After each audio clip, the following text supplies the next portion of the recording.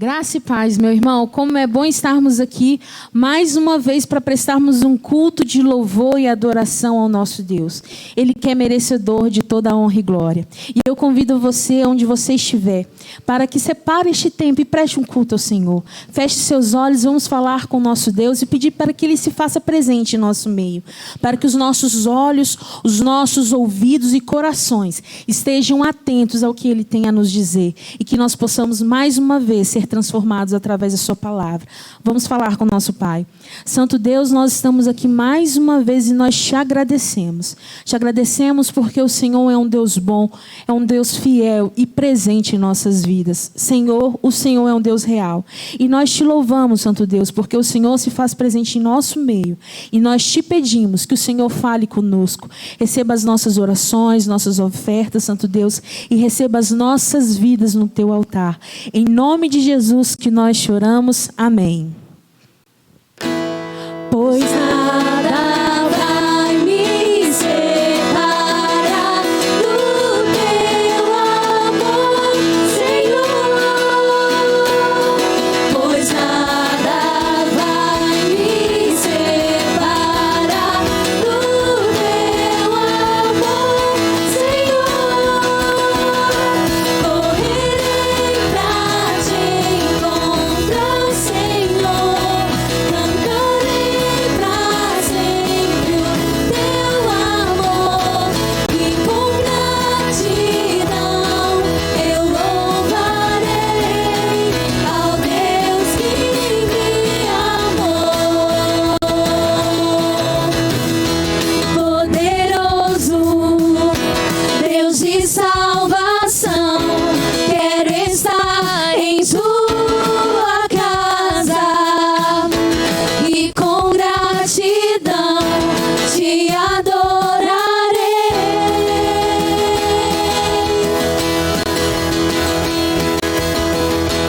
Tua morte, a vida me deu, teu amor incomparável. Não há outro que eu queira amar.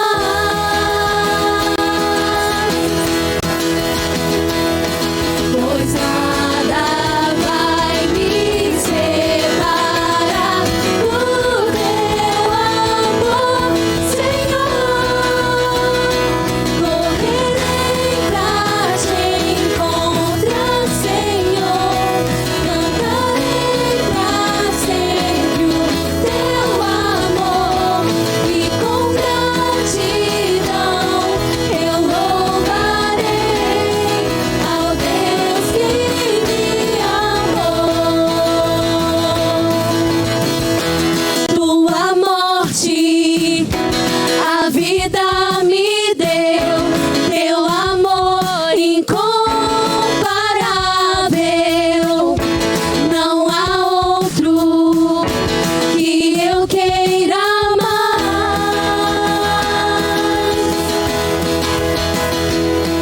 Pois nada vai me separar do teu amor, Senhor. Correrei pra te encontrar, Senhor. Cantarei pra teu amor e com gratidão eu louvarei ao Deus que me amou. Correrei pra te encontrar, Senhor. Cantarei pra sempre o teu amor e com gratidão eu louvarei ao Deus que me amou. Ao Deus que me amou. Ao Deus que me amou. Glórias a Deus, porque as nossas vidas está firmada em Cristo Jesus. E não há nome mais poderoso que esse nome. O nome que venceu a morte e hoje nos deu vida e vida em abundância. E é esse nome que é maior da nossa tristeza, é maior que as nossas preocupações, maior que o nosso luto. Ele que nos dá esperança, Ele que enche os nossos corações de paz. Poderoso é esse nome e não há mais nada mais forte do que Ele. E é por isso que nossas vidas devem ser entregues. Cante, meu irmão, essa canção e declare ela com toda a fé que há no seu coração. Nome mais lindo não há, nome mais maravilhoso não existe. Este é o poderoso Deus que nós servimos.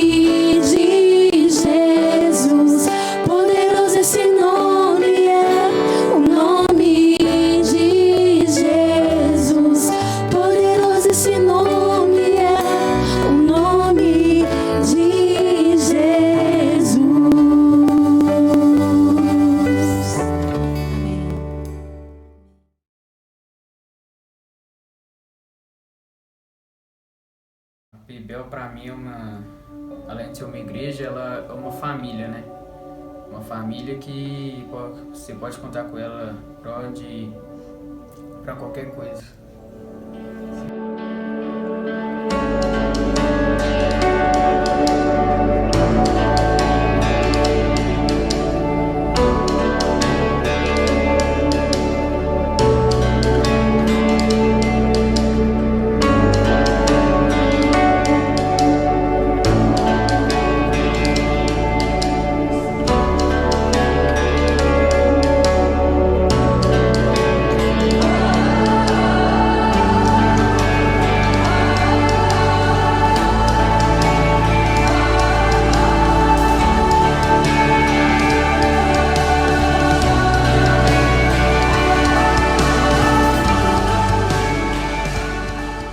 Como é para você estar, de certa forma, aí na história dos 50 anos da Pibel? Um privilégio, cara. Um privilégio, assim, nem dá para descrever, porque nessa história que Deus está construindo através da Pibel, Ele nos permitiu fazer parte, então isso é algo muito significativo, me deixa muito alegre, sabe? Então eu fico muito feliz mesmo.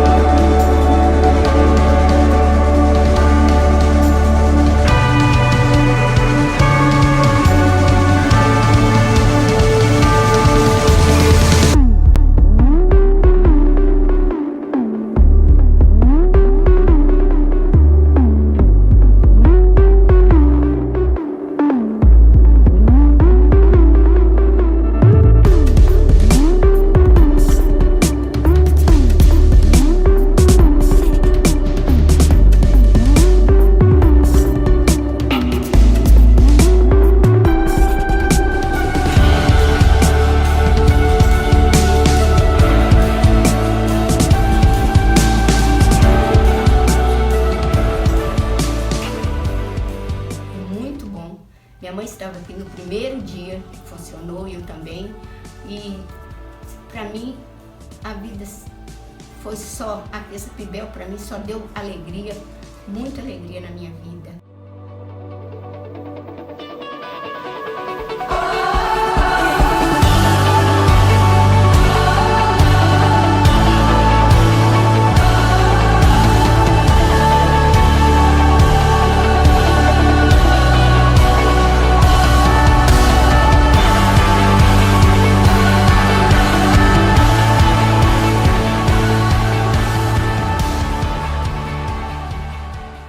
Como você vê a Pibel daqui 50 anos, quando completar aí o centenário?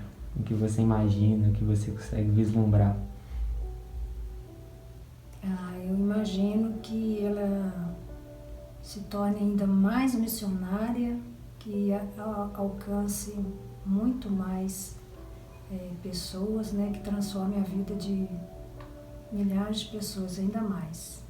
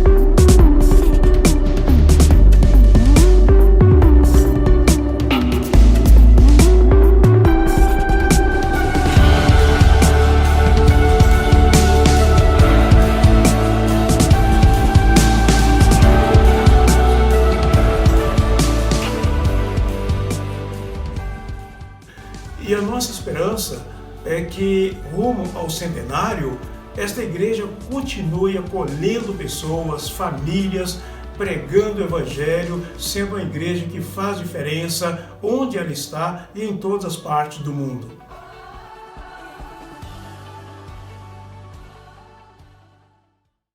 Boa noite, amada igreja, que a graça e a paz do nosso Senhor Jesus Cristo seja com você e toda a sua família.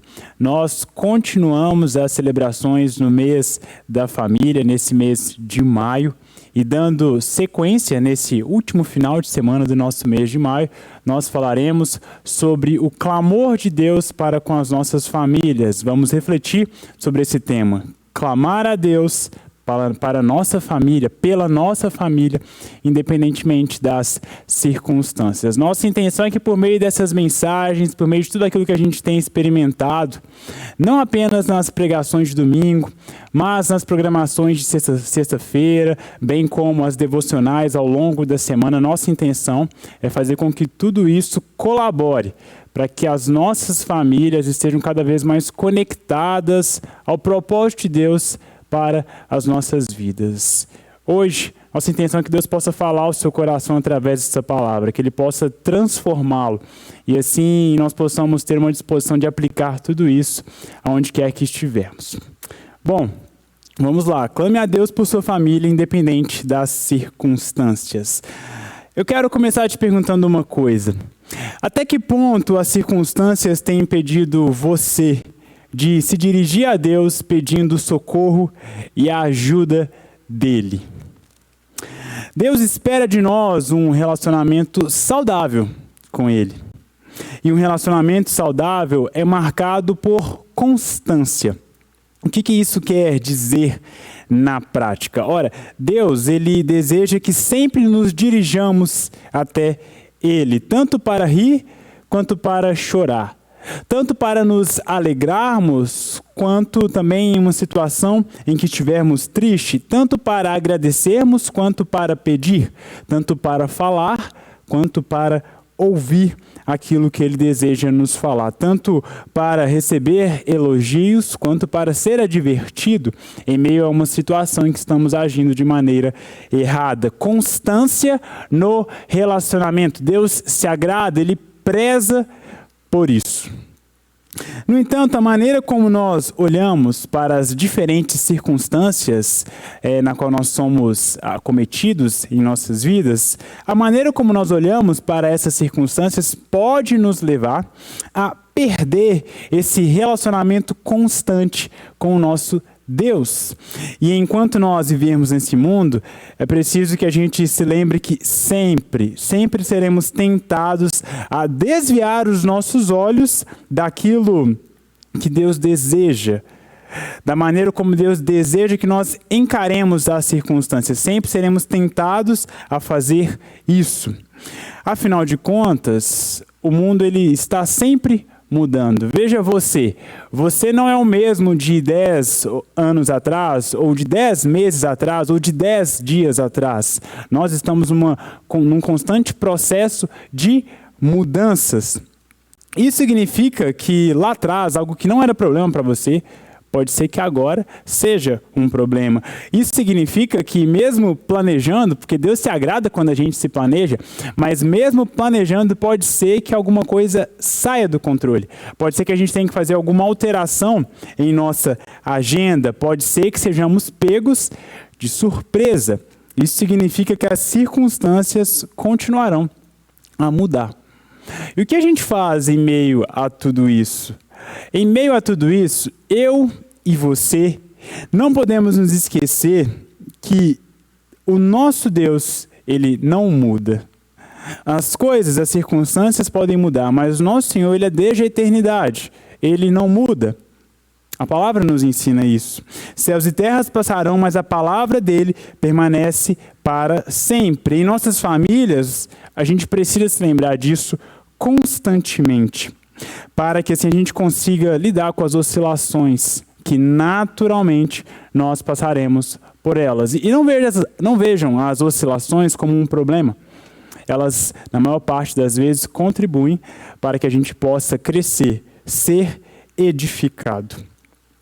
Para nos ajudar a compreender tudo isso que eu estou falando, hoje a gente vai ler o texto bíblico que se encontra lá em Lucas, capítulo 8, a partir do versículo 40. Lá a gente vai se deparar com a história de Jairo e a sua filha que estava enferma. E o diálogo que Jairo tem com Jesus Cristo em meio a essa situação na qual ele se encontrava. Veremos a partir desse texto que as circunstâncias não eram favoráveis para Jairo.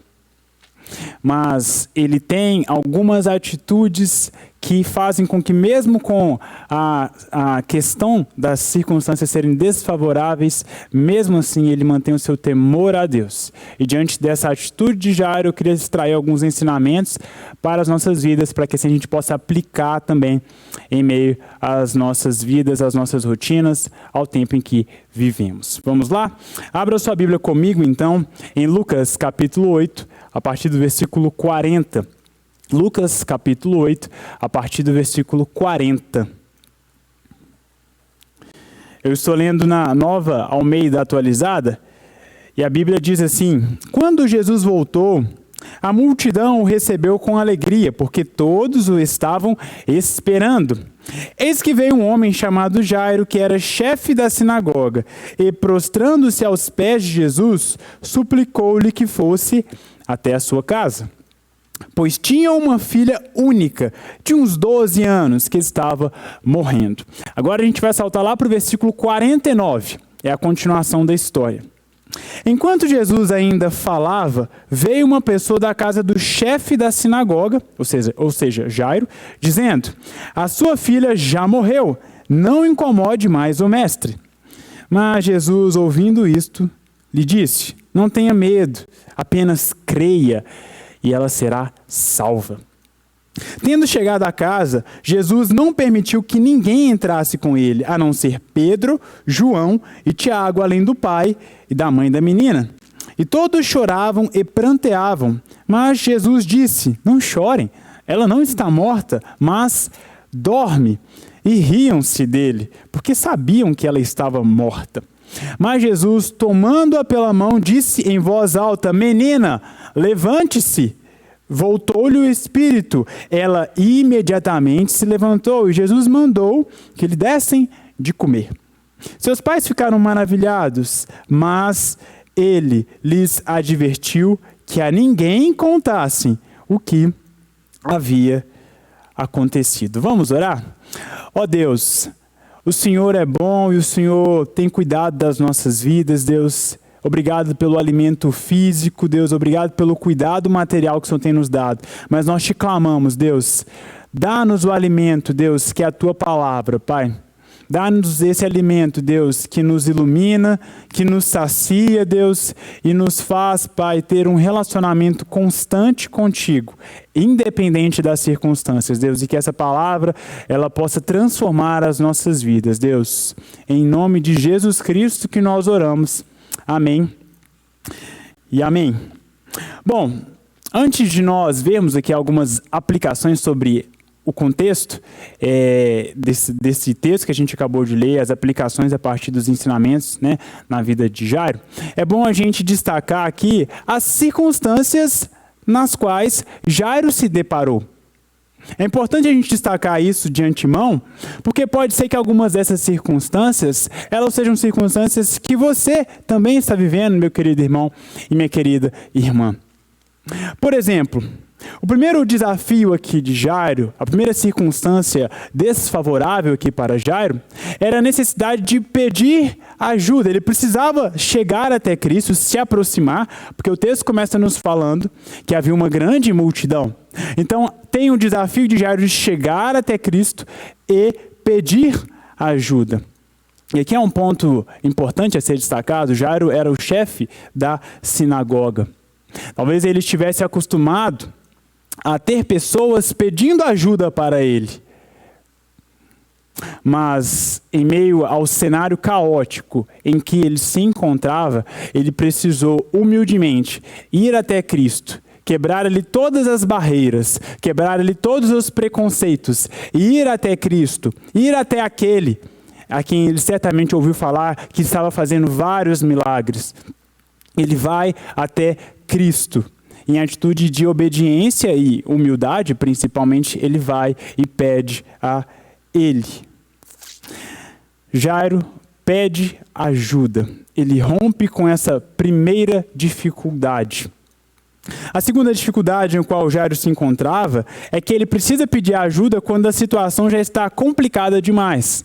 Nós percebemos pelo texto que a filha de Jairo, que tinha cerca dos seus 12 anos, a filha de Jairo não estava simplesmente doente, ela estava prestes a morrer. Jairo se depara com a situação de ter que pedir ajuda quando a situação já está complicada demais.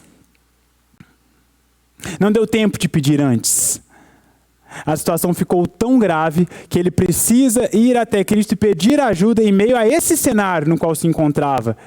Talvez ele pudesse pensar, eu poderia ter pedido antes. Mas nós não sabemos o contexto e qual foi a rapidez com que a enfermidade evoluiu na vida da filha de Jairo. Então ele precisa pedir ajuda quando a situação já está complicada demais. Essa é a segunda circunstância desafiadora na vida de Jairo. Outra circunstância que podemos destacar aqui é que Jairo, ele precisa crer em Cristo, mesmo quando a situação chega ao fim indesejado. A notícia que Jairo mais temia era que alguém chegasse para ele e falasse, olha, sua filha está morta. E o relato do texto nos mostra que é exatamente isso que acontece. O versículo 49 nos mostra isso. Chega alguém e diz, Jairo, você não precisa mais incomodar o mestre. A sua filha já morreu. Jairo se depara com a situação de ter que confiar em Cristo, mesmo quando a situação e o cenário já chega ao cenário caótico do qual ele mais temia. Ao cenário caótico do qual, na perspectiva humana, não haveria reversão. Jairo se depara com essa circunstância, ele precisa confiar em meio a isso. Podemos destacar também que Jairo tinha o desafio de confiar em alguém que não passava confiança para as outras pessoas. É interessante quando Cristo chega e ele vê todo mundo ali chorando e ele fala, não chorem, ela não está morta, mas dorme. E o versículo nos mostra que as pessoas riram de Jesus. A ajuda na qual Jairo recorre propõe algo que gera risos no coração das pessoas, na face das pessoas. Jairo precisava crer, mesmo quando a sua fonte de esperança não passava confiança para as outras pessoas ao seu redor. Eu não sei se alguma dessas circunstâncias que Jairo está enfrentando, ou enfrentou aqui no texto, melhor dizendo, também têm sido enfrentadas por você e sua família. Talvez, assim como Jairo, você e sua família precisem aprender a pedir a ajuda de Deus. Os recursos se esgotaram. Suas posições na sociedade não vão valer muito diante das circunstâncias desafiadoras. Jairo era o chefe da sinagoga, ele tinha uma posição de destaque. Mas o que valia isso diante daquela enfermidade? Ele precisava pedir ajuda. Talvez os nossos títulos, a posição, as aquisições financeiras, os recursos materiais, talvez isso não valha de nada. Na verdade, nunca valeu, mas agora a gente está conseguindo perceber que não vale de nada para reverter uma situação de saúde, de enfermidade, de quebra de relacionamento. Talvez, assim como um Jairo, você precisa pedir ajuda até Deus, e ir até Deus e pedir a ajuda dele. Talvez a situação esteja tão complicada, prestes a chegar no estágio final da situação, da circunstância. Ou talvez a situação já tenha chegado, ela não está prestes a chegar, ela já tenha chegado no aparente estágio final. Talvez no seu casamento, talvez na criação com seus filhos, e você pense, já chegou no estágio final. O estágio em que a ciência, os especialistas, os vizinhos, os familiares dizem, já acabou, não tem mais jeito, desista. Talvez você precise confiar em Deus, mesmo quando aquilo que Ele te pede gera deboche por parte das pessoas ao seu redor. Pessoas, inclusive, que você gosta muito. Eu não sei se essas circunstâncias nas quais a história nos mostra que estavam passando na vida de Jairo, se elas também são realidades se elas são realidade na sua vida. Seja como for, eu quero trazer alguns ensinamentos aqui a partir das atitudes de Jairo diante dessas circunstâncias, pedindo para que Deus ele possa aplicar isso na sua vida e que nós possamos aprender com a vida de Jairo a como reagir a essas circunstâncias desfavoráveis. O primeiro ensinamento que eu quero trazer aqui: clame a Deus em humildade. Clame a Deus, peça a Ele a ajuda necessária para a sua vida, para a sua família. O versículo 41, nós já lemos, já falamos sobre ele. Jairo, chefe da sinagoga, prostrando-se aos pés de Jesus, suplicou-lhe que fosse até a sua casa. Preste atenção nas palavras usadas aqui pelos evangelistas. Ele se prostra, ele não chega de qualquer maneira, ele se prostra em atitude de reverência e ele suplica. Não é um pedido qualquer, é uma súplica, um clamor, um pedido mais forte, mais intenso, que expressa toda a dor, toda a angústia, toda a tensão do momento. Ele se prostra e ele faz uma súplica pedindo para que Jesus fosse até a sua casa. Quando estamos com necessidade, o correto seria pedirmos ajuda, não é mesmo? Embora isso seja óbvio, o interessante é que nem sempre nós fazemos isso. Por que será que nós agimos dessa maneira? Precisando de ajuda, não pedimos ajuda. Em muitos casos, isso reflete um medo de ouvir um não, ou um medo de se deparar com o silêncio de Deus. Talvez tão acostumados a ouvir sim, em meio ao ciclo relacional no qual a gente se encontra, talvez tão acostumados a ouvir um sim dos nossos pais, do nosso chefe, da nossa empresa, das pessoas que estão ao nosso redor, a gente tem dificuldade de correr o risco de ouvir um não da parte de Deus, aquele medo da rejeição. Um medo de que a vontade dele, do nosso Senhor, seja feita na terra assim como já é feita nos céus. Em outros casos, isso pode refletir uma confusão em nossa mente. A gente pode se indagar em meio àquela pergunta que muitas vezes é trazida até nós. Por que orar se Deus já sabe todas as coisas? Por que pedir a Deus se Ele já sabe tudo, inclusive as minhas necessidades? Por que me dar ao trabalho de fazer isso? Lembre-se, meu querido irmão e minha querida irmã, Deus conhece todas as coisas, nós não. Deus conhece, nós não conhecemos. Faz sentido pedir ajuda e orientação para alguém que conhece mais do que nós. E mais importante ainda, Deus se agrada de um coração que pede, pois quem pede está dizendo: eu preciso de ajuda. Quem pede está dizendo: eu não consigo fazer sozinho. Quem pede está dizendo: eu preciso de um Salvador. E a gente se lembra de Mateus 5, versículo 3, quando Jesus diz: bem-aventurados os pobres em espírito, porque dos tais, os pobres de espírito, porque dos tais é o reino de Deus, é o reino dos céus.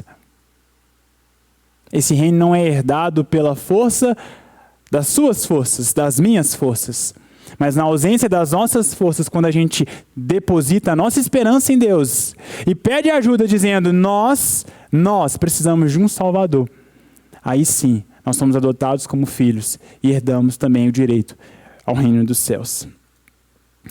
Quando Jesus contava parábolas, muitas pessoas ouviam e a maioria não entendia. Sabe qual que é o curioso? É que mesmo não entendendo, a maioria dessas pessoas não perguntava para Jesus o significado. Mas os discípulos iam até Jesus e pediam: mestre, o que aquela parábola quis dizer? Clamar a Deus em humildade é ir até Ele, porque reconhecemos que só Ele é capaz de nos ajudar. Quando os discípulos não entendiam, eles iam até Cristo.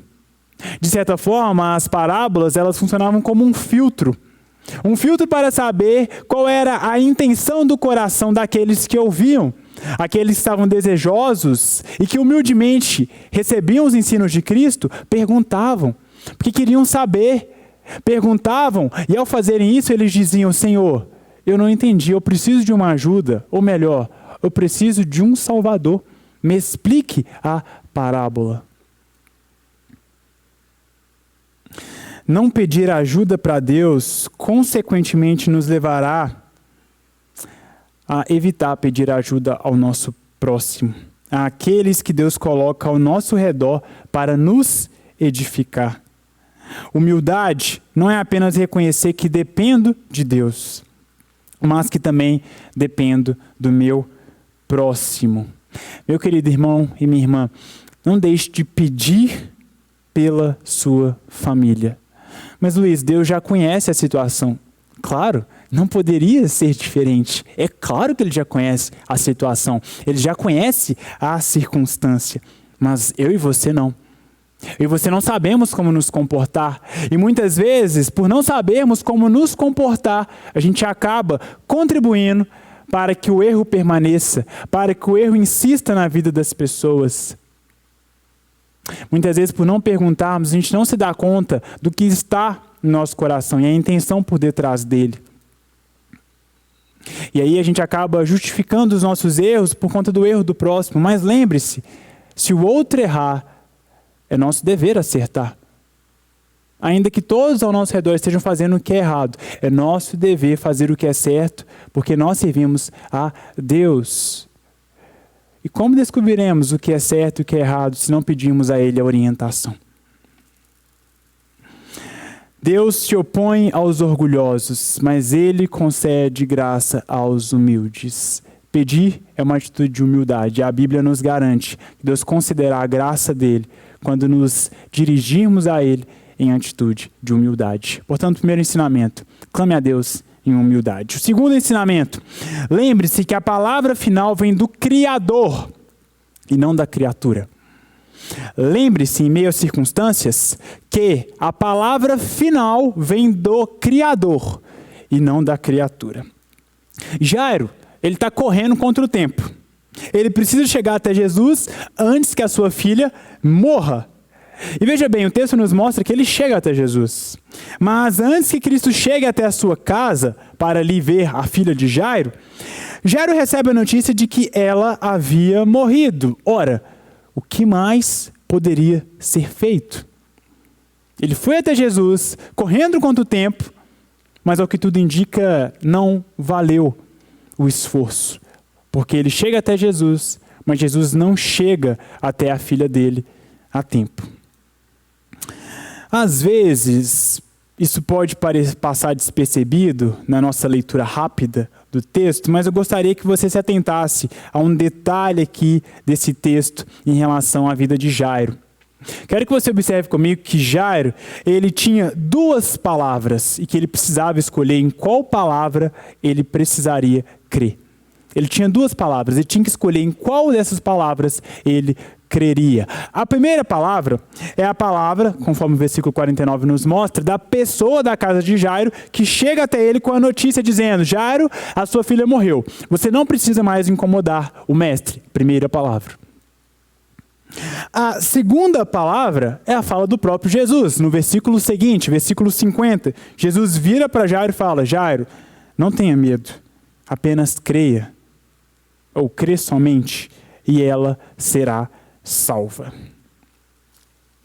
Há quem diga que fé e razão são coisas totalmente opostas, que fé e razão são coisas totalmente opostas. E quem diz isso normalmente crê que quem tem fé não usa a cabeça, que quem tem fé, que quem se baseia na fé em Jesus Cristo, crê em fantasias. Esse é um ótimo texto para que a gente possa, de certa forma, corrigir esse equívoco. E aqui eu quero me basear na fala do pastor John Stott, em seu livro Crer é Também Pensar. O John Stott diz assim: a fé verdadeira é essencialmente racional, porque se baseia no caráter e nas promessas de Deus. O crente em Cristo é alguém cuja mente medita e se firma nessas certezas. Nenhum de nós deposita nossa fé no vácuo. Eu e você não depositamos a nossa fé no vácuo. Nós depositamos a nossa confiança naquilo que Deus é, naquilo que Ele faz, fez e prometeu fazer. Em resumo, eu e você depositamos nossa fé em algo que conhecemos previamente. Em algo que conhecemos previamente. Quando você vai fazer uma compra e você usa um cartão de débito, você usa o seu dinheiro ali que está no débito, embora você não esteja vendo o dinheiro, porque o cartão, ele traz esse dinheiro que não pode ser visto, mas a gente sabe que ele está ali. E a gente faz uma compra confiando em algo que a gente já sabe que existe. Ninguém deveria, talvez até faça, mas ninguém deveria fazer uma compra com um cartão de débito e, eu estou sentindo aqui que tem dinheiro. Não. A gente já sabe que tem. E por isso a gente sabe o quanto a gente pode gastar. A certeza de usar algo que a gente não está vendo é porque a gente crê em algo que foi colocado lá atrás, depositado lá atrás. Jairo poderia depositar sua confiança na fala do homem, da pessoa, que veio da sua casa. Sua filha morreu, essa é a fala da pessoa. A questão é que Jairo não estava vendo a filha morta. Jairo não estava vendo a filha morta. Ele apenas recebeu a notícia e ele precisaria acreditar na fala daquela pessoa. Mas com base em quais critérios ele acreditaria na fala daquela pessoa? Certamente o critério do caráter daquela pessoa e dos feitos anteriores dela. Vamos supor que a pessoa que traz a notícia, ela tivesse a fama, um caráter de um mentiroso, ou pior, vamos supor que ela já tivesse mentido para Jairo.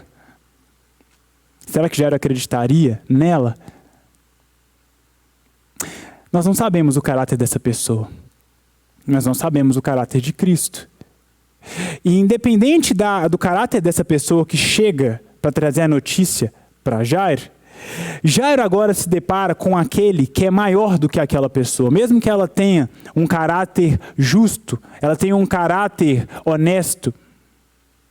A comparação aqui é muito desigual. Uma criatura versus o Criador.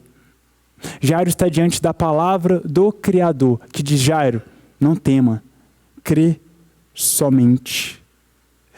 O que eu quero chamar a sua atenção com tudo isso é que, na maior parte das vezes, a nossa situação é exatamente como a de Jairo. Nós precisamos escolher em que crer, em quem crer, em que acreditar. Podemos acreditar nas previsões científicas, nas falas das pessoas, na opinião do jornal, na opinião daquele youtuber, daquele blogueiro, nas palavras expressas na Bíblia. Perceba que em qualquer um desses casos, você e eu precisamos ter fé. O problema aqui é que nós somos ensinados que ter fé na ciência é algo que eu não preciso questionar, eu não preciso nem ver. Mas que ter fé em Deus é algo que você tem sempre que comprovar, você tem sempre que tocar, você sempre tem que ver, enxergar. Sem precisa caber em nossa compreensão humana e finita. Mas sejamos sinceros, meus queridos irmãos e irmãs, você consegue compreender todas as coisas que são faladas para você? Você consegue controlar a exatidão dos efeitos de todo medicamento que você toma, mesmo lendo a bula e vendo ali a descrição dos efeitos daquele medicamento? Você consegue controlar isso? Embora na maior parte das vezes seja assim, todas as vezes que você toma um medicamento, que você vai ao médico e outras coisas, você exerce uma atitude de fé. Você consegue ver o resultado de tudo aquilo que alguém na internet te convida a fazer? Certamente não, mas nós cremos. Então preste atenção em tudo isso que eu estou falando, preste atenção nisso. Se cremos em algo que foi criado, por que não cremos no Criador de todas as coisas? Se cremos em algo que foi criado, que está sujeito a falhas, por que não cremos no Criador que sustenta o universo e que nunca falhou? Jairo sabiamente escolhe crer em Cristo, afinal é Ele quem sustenta a vida, Cristo é quem sustenta a vida. A palavra final vinha dele, porque Ele é o Criador. Cristo é quem dá a palavra final sobre a minha vida, sobre a sua vida, sobre a minha família, sobre a sua família, sobre as nossas famílias. É Ele quem dá a palavra final sobre as nossas finanças, sobre os nossos relacionamentos. Meu querido irmão, minha querida irmã, a gente não pode se esquecer disso. É o Criador quem dá a palavra final. É o Criador quem dá a palavra final se depositamos a nossa fé na criatura, como podemos ousar não depositar a nossa fé no Criador de todas as coisas? Portanto, em meio a essa situação que Jairo aqui nos mostra, meu convite para você é: não deixe de se encher da palavra de Deus, porque dificilmente exerceremos fé em nosso Salvador e Senhor Jesus Cristo sem conhecermos a palavra de Deus. Se encha da palavra, para que assim a gente possa se firmar cada vez mais no nosso Senhor. Terceiro ensinamento: confie em Deus por obediência e não por conveniência. Versos 52 e 53. E todos choravam e pranteavam, mas Jesus disse: não chorem, ela não está morta, mas dorme. E riam-se dele, porque sabiam que ela estava morta. Veja só, a esperança de Jairo era Jesus. Acontece que aquilo que Jesus propôs gerou não apenas descrença, mas um certo descrédito por parte de algumas pessoas que ouviram. Como o texto nos mostra no versículo 53, as pessoas riram da fala de Jesus. Deixa eu te perguntar, o que você faz quando aquilo que Jesus te pede gera deboche por parte das pessoas? O que você faz quando, ao obedecer a Cristo, corre o risco de perder a popularidade na roda de amigos, do trabalho, da faculdade, ou até mesmo a popularidade no meio da sua família? Isso não é algo fácil e nem simples de fazer, mas não podemos nos esquecer de que Cristo não pede de nós conveniência. Ele não pede que a gente obedeça porque é legal, ou porque a gente concorda, ou porque cabe na nossa mente. Afinal, as circunstâncias nem sempre serão convenientes para nós. Nem sempre vamos ter a maturidade necessária para entender alguma coisa que Deus nos pede. O cristianismo, desde o seu início, não é conveniente com os padrões deste mundo. Então a gente vai esperar que tudo que Cristo pede seja conveniente nos padrões aceitáveis por esse mundo para só depois obedecê-lo? Ora, Deus não se agrada disso. Isso não é obediência. Isso não é ter Cristo como nosso Senhor. Cuidado com um cristianismo conveniente. Um cristianismo que não fala da cruz. Cuidado com uma pregação dessa maneira. A fé cristã fala da cruz, fala da morte para nós mesmos. Isso não é agradável, isso machuca. Morrer para nós mesmos e agora vivermos a vida que Cristo nos deu, isso dói. Mas é isso que a fé cristã nos pede. Em alguns momentos haverá sintonia entre o que eu quero e o que Cristo pede, mas nem sempre será assim. E o que faremos quando isso acontecer? Vamos obedecer ou nos unir ao que outras pessoas têm falado, porque isso é mais conveniente? Cristo pede isso, não apenas, é interessante a gente ver porque o texto nos mostra isso, não apenas em momentos de angústia. Ele pede também em momentos de alegria que a gente possa confiar nele, mesmo quando a gente não entende. O que eu quero dizer com isso? Se os irmãos se atentarem ao último versículo desse trecho que nós lemos, o versículo 56, a família de Jairo, todos estão ali na casa, eles ficam muito alegres com a cura da filha dele. Mas Jesus adverte, não contem para ninguém o que aconteceu. Mas não faz sentido, por que não contar em meio a uma situação de alegria, em meio a uma situação que outrora era de tristeza? Por que não compartilhar essa boa nova? Jairo não entenderia que isso fazia parte da revelação de Cristo, de Jesus como Messias futuramente. Jairo não entendia e certamente os discípulos não entendiam. E nós não vamos entender algumas vezes em que Jesus vai pedir para a gente, não faça isso, não haja dessa maneira. Mas ele pede de nós que a gente obedeça. Obedecer. Em meio a circunstâncias que sempre variam, Deus pede que a gente obedeça, mesmo quando não for conveniente. Lembre-se que o sorriso que mais importa é o do nosso Senhor. As pessoas riram de Jairo e de Jesus, mas o sorriso que mais importa é o do nosso Senhor. Vamos nos alegrar por fazê-lo rir e se agradar da nossa obediência, ainda que sejamos ridicularizados. Eu quero concluir esse texto, esse trecho que a gente leu, essa mensagem, dizendo que Deus, ele não muda, mas Ele é capaz de mudar todas as coisas. Em meio às mudanças inevitáveis, o convite de Deus é para nos apegarmos ao que é imutável e controla tudo. Lembre-se e aceite isso. Eu e você não somos capazes de controlar todas as circunstâncias. O que faremos? Deus pede para que a gente possa confiar naquele que é imutável. Sua família e a minha família continuarão a passar por mudanças. Algumas dessas podem nos arrancar sorrisos, outras lágrimas de tristeza. E em muitos casos não será possível controlar. Mas o Senhor promete sempre estar conosco, cuidando de nós. Vamos aprender com Jairo e seguir alguns caminhos que esse texto bíblico aqui nos ensina.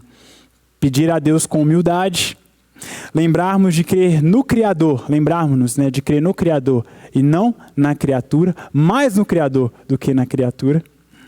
E lembrarmos de acreditar em Cristo e confiar, obedecê-lo, mesmo quando isso não for conveniente, aceitável nos padrões em que estamos inseridos.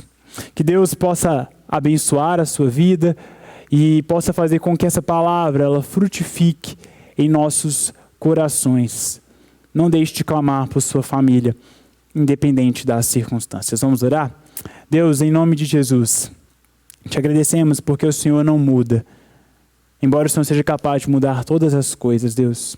Muito obrigado, Pai, porque o Senhor tem nos mudado, tem nos transformado. E até mesmo aquelas realidades em nosso coração que antes poderíamos pensar que eram irreversíveis. O Senhor, Pai, é capaz de mudar isso e cremos que o Senhor tem mudado. E como a Tua palavra nos ensina, o Senhor há de completar a obra que começou até o dia de Cristo Jesus. Nessa esperança a gente se firma e a gente espera, Deus. Ó Deus, Tu conheces as nossas famílias e as circunstâncias nas quais elas estão inseridas. Tu conheces as nossas finanças, Tu conheces, Deus, os nossos relacionamentos, Deus. Ó Pai, o Senhor conhece o nosso coração. E sabe daquilo, Pai, que tira o nosso sono, Pai, que tira o nosso apetite, que faz com que fiquemos num estágio de ansiedade, Deus, exagerado. Ó Pai, tem misericórdia de nós, Deus, porque não somos capazes de controlar as circunstâncias. Não somos capazes, Deus, de acrescentar um segundo sequer à nossa vida, Deus.